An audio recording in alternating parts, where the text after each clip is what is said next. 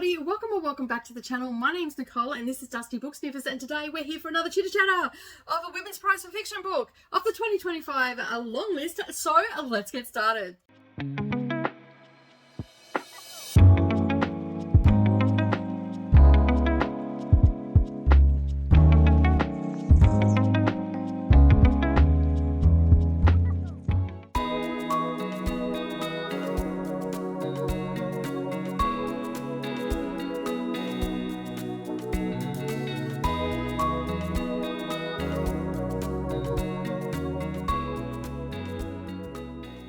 Good evening, everybody, and thank you for joining me today. I really do appreciate you being here for the chitter chatter. As you just seen, I spun up Tell Me Everything by Elizabeth Strout. Now, I must admit that this was my least excited. I was not excited for this book at all. One, it is also the fifth in a series.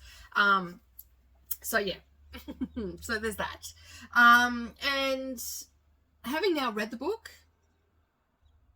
I now understand my feelings.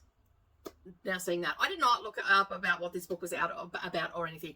All I knew was that I had heard a lot of people say that Elizabeth Strout is not an author for everybody. In fact, that she can be quite boring, and you know, she definitely writes for the older generation and all of this sort of stuff. These are all things that I've heard from varying different reviews or book reviews and all that sort of stuff. So yeah, this was one that I wasn't super excited about. And I sort of now know why. So yeah. All right, let's get into the nitty gritties of this one. So yeah, you may have, first of all, let's address something. You may have noticed my videos have changed how I'm doing it a little bit. I got a little bit carried away over the weekend and read a lot. So they have changed a little bit, and it also helped me to catch up without having to worry about filming. So I'm sort of coming in, I'm spinning, showing you what was fun, and then coming in and talking about the book. So yeah, I just sort of mixed it up a little bit. All right, so Tell Me Everything is Amgash number 5. I'm assuming this is the story. It's like, I don't feel like I had to read any of the other books. I will just say that, okay? This is coming in at 326 pages. It was published in 2024 of August, and it was put out by Random House. It is reflective and medium paced. No. I disagree with that. I would say slow to medium. That a little bit more slower. I felt it was, for me, it was a slow book. It is emotional, it's hopeful, and reflective is what it has. It is also geared towards people who appreciate deeply introspective, character-driven stories exploring quite complexities of human connection and the enduring search for meaning in everyday lives.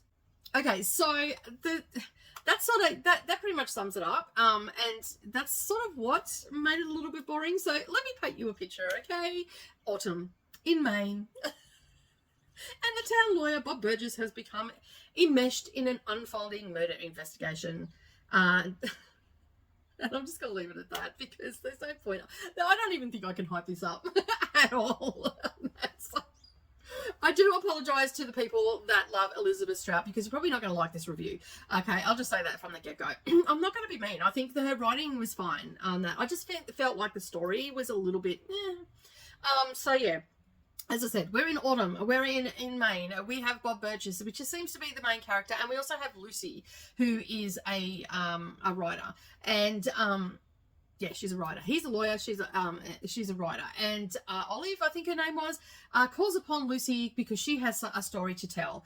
And subsequently, she starts telling this story, which wasn't even her story to tell. It was a story that she heard second or third hand, and she was telling about it, and Lucy was like, oh, that's so sad, and all that sort of stuff. And Lucy apparently can't cry or finds it hard to cry, and throughout this book she was welling up at so many different situations. So essentially, Tell Me Everything really sums this. It should have been Tell Me Everything and Nothing at All is what the title should have been, because apart from the murder mystery, which I, you know, like that was in there because he's a lawyer, a retired lawyer at that. So this was like bordering on almost like it's not a cozy mystery, but it was almost bordering on that. Like it had that element. We've got a lawyer who's retired, but he takes on a case and then proceeds to try and, not to investigate, but try to find out what actually happened. So we have that element in there. And you know, of course, a loved one is accused of it and all that sort of stuff. But we had these situations going throughout this book where Olive was telling these stories that weren't really her stories to tell about other people. So essentially she was gossiping and Lucy was listening and all that sort of stuff. But then at the same time, we also had Lucy. Now, Bob is married and Lucy is with someone. Now, but Bob and Lucy would go for these long walks. So yeah, and we're in a small town. Now, this is probably where I should have had more background on the story, because we are returning to, I think it's Crosby is the name of the place, and we have Olive, Lucy, and Bob Burgess, which I got that from the synopsis, are characters from other books. Okay, so I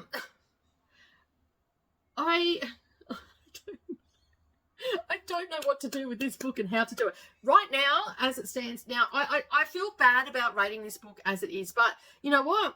I'm not the only person that's going to be the first person that comes to Elizabeth Strout because of this list. So this is where I have a problem with this book being on the list. Okay?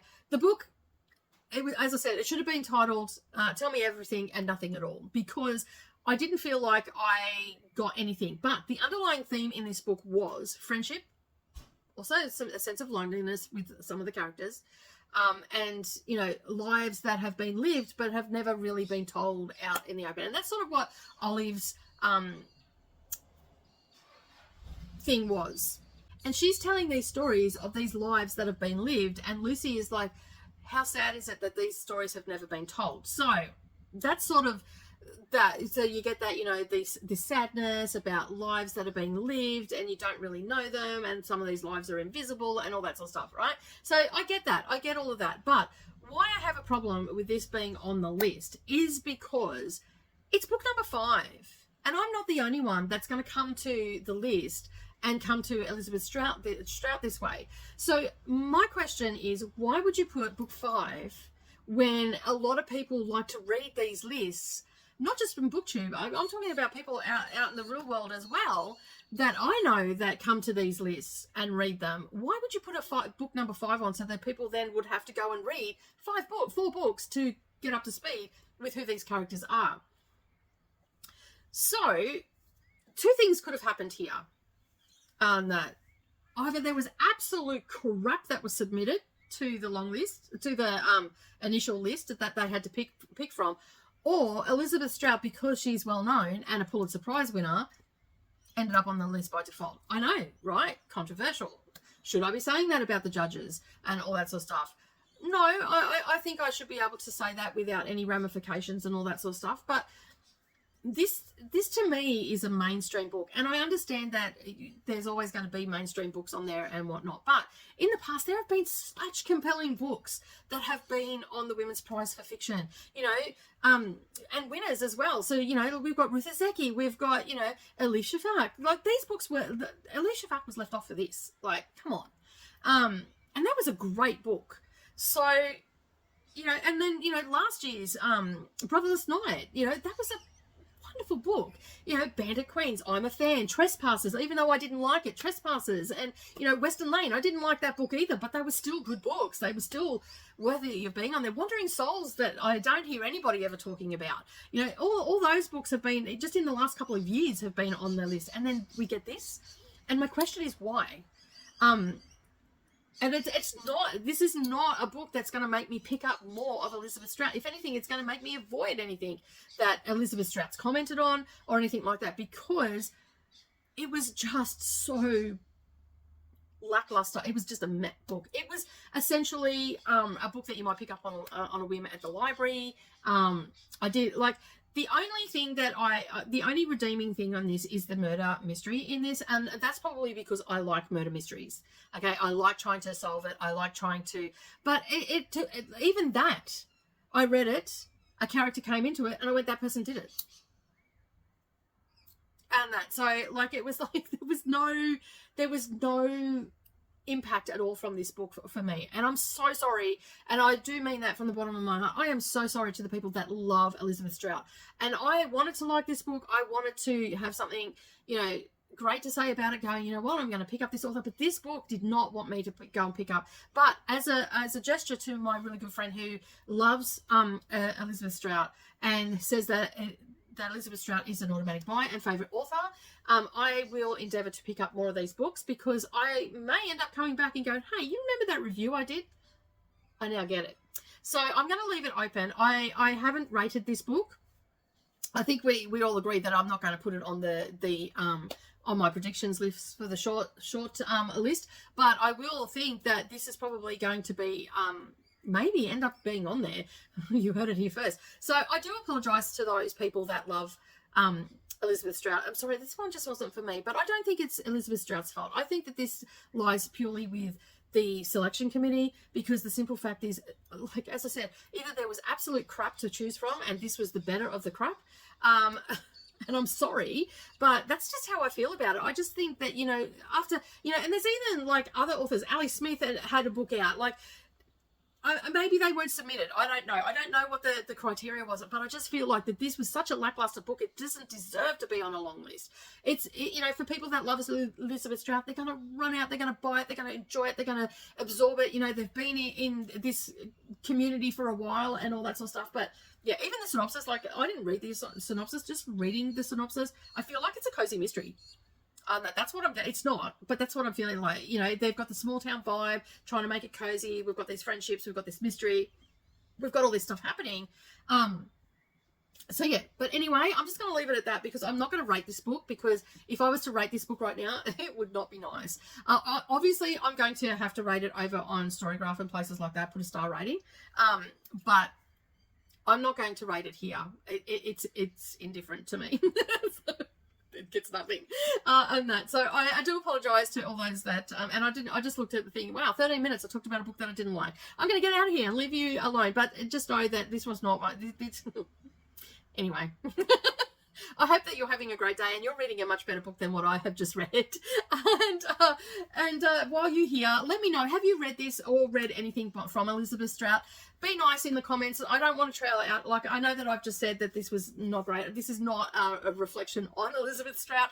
Be nice in the comments. Let me know what your thoughts are about this, if you've read this book, and or Elizabeth Strout's writing. Did you gel with it? Did you not? But as I said, keep it nice in the comments. We don't want to be rude or abrasive to people that come along that may or not love Elizabeth Strout. But while you're down there, after you've left the comment, if you haven't already subscribed, hit that subscribe button and the bell notifications, the bell to all notifications, and hop, skip, and a jump over to the like button and give us a thumbs up while you're there. And then that way you're not going to miss out on any future posts about books that I'm reading. And as always, keep turning those pages, and I'll see you in the next video. Bye for now.